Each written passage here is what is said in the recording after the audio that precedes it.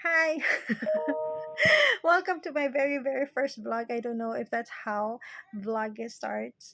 Hindi ko alam, but either way, everything starts with ganito. Everything has their first time. And I would like to introduce myself. My name is Medi, but you can call me Maki. That's my nickname.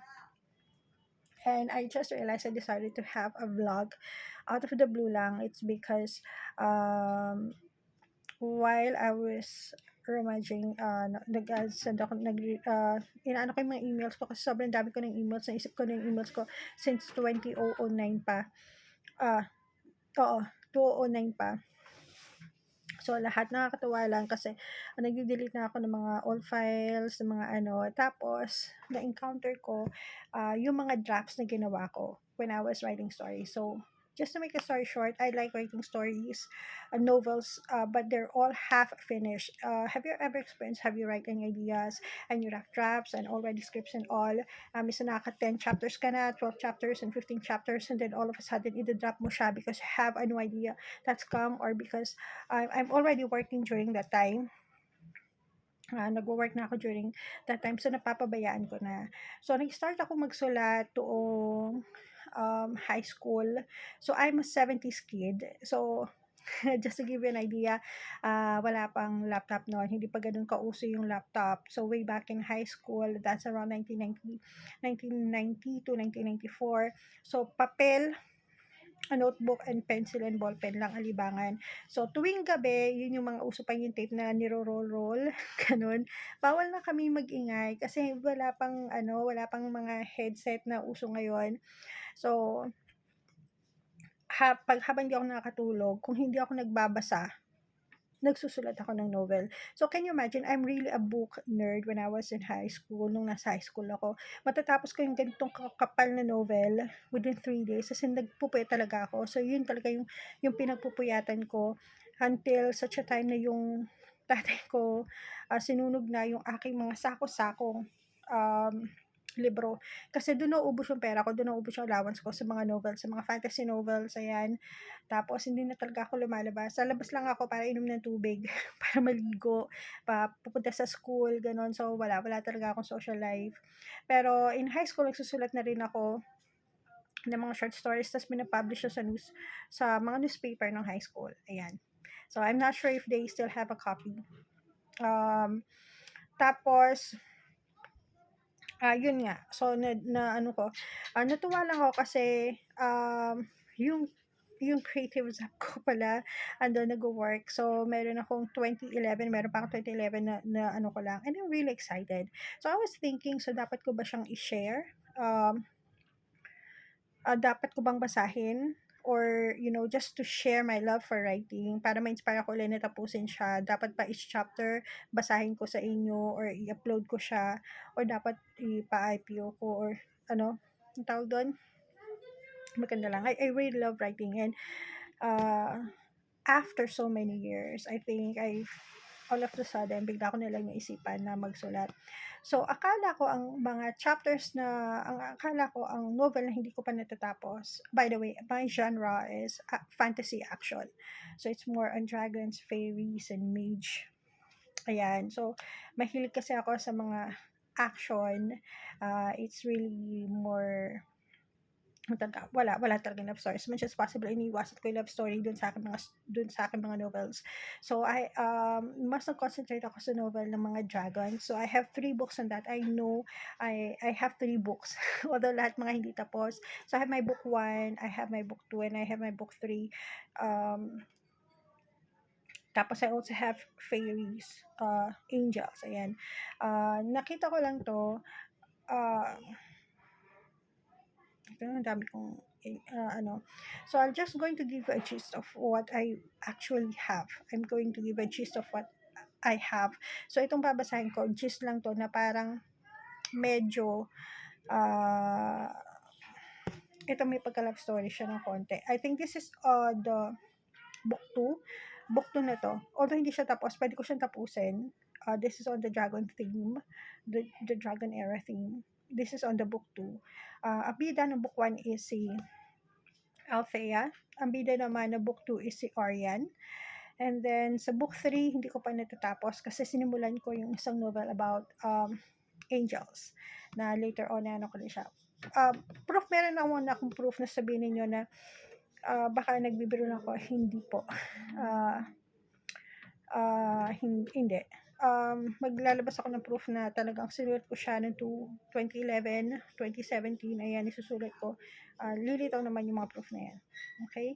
So, magbabasa muna ako ng excerpt nito kasi kadalasan, pag feeling ko, halimbawa, maisipan kong i-upload siya, chapter by chapter, ito kasi babasahin ko is parang nasa climax na siya, parang kalagitnaan. Pag sinabi ko ng pangalan ng character, pag sinabi ko ng pangalan ng character o ng kontra, baka malaban nyo na. Pero either way, baka palitan ko na lang yung pangalan ng kontra. Sa ngayon, ang babasahin ko is excerpt na lang ng bida. Basahin ko lang yung excerpt ng bida. Ito yung parang may pagka-love twist. And this is, nasa book 2. Ito yung book 2 ng Dragon series ko. Okay. So, wala lang, naisipan ko lang. Baka maisipan ko siyang i-upload or basahin. Ito nasa kalagitnaan ito ng chapter. Okay, so, pardon my voice. Ito lang, next time lang po. Okay, so, fighting with her whole might as if everything is in the line. It is. The sky darkened, and the whole sky started to open. Orion will be pulled in nothingness, her life is zapping out of her. Thalia let out a loud cry, pushed his remaining powers to run. Orion slowly closes her eyes, last tear slowly dropping. So, basically, nag-open yung cloud and everything. Tapos, sinazap yung power ni Orion while Orion is floating. Parang ganun. Hear me, Orion, hear me. Thalia shouted as loud as he could. Do not go, not yet. As Orion is falling down, Thalia jumped off the cliff, flew as high as he could, and tried to catch her. He did. And he knew they will both fall down to the cliff and into their death, the end of the dragon era. He looked at her solemn face, eyes now both closed. He smiled. He never knew that the day he admits that he loved her is the same time that it will be the last time that he will see her. He closed his eyes and kissed her. Let death be their judge, but no one will separate them, not even this war. As their lips touched, Ariane drew her breath, and light covered her body. Gravity started to defy them. They are both floating. Orion slowly opened her eyes and looked at him angrily. What took you so long, you dwarf?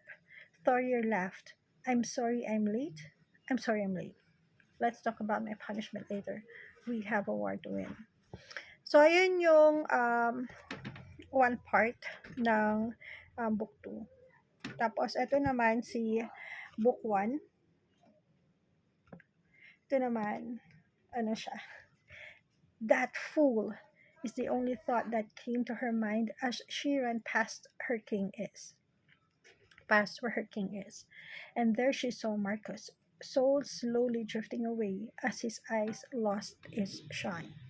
Laughter filled the room, a familiar laughter that seemed to relax before now makes her stomach churned. Ah, my Althea, nice to see you down here. Fetching your useless dead king? Lesmond asked mockingly. What did you do? She asked Lesmond silently, her eyes staring deadly at him. Nothing. He wants to prove he is the Dragon King. Ha! A dragon human king, shouting Lesmond ad. That dragon human king who cannot even transform to save himself. Instead, he tried to use the dragon sword on me. The dragon sword! Lightning filled the room as he laughed a cracking sound. Look what he has done! Look, the sword is dead. He tainted it with his filthy human hands. True to his words, the sword's light is slowly fading away. Marcus' cold hands tightly gripped the sword, his body slowly being covered by ice, the opposite of what the sword represents fire. We could have ruled this human world, Althea, just as we wished before. No dragons to be called just because a king is born. A less one voice asked. Yes, we could have, Althea answered. Then join me. Release the dragons and let them fight for us against these weak, power sucking humans. She walked towards Marcus, touched his cold, lifeless face. Marcus, my love, what have you done? She whispered. Okay, so just to explain, I don't know how to explain it, but either way, um, tatapusin ko pa rin yung chapter, I guess, siguro one chapter every week or one chapter every 2 weeks, depending on my schedule. And let me know if you want to know more about the story, if you want me to upload it. Bye!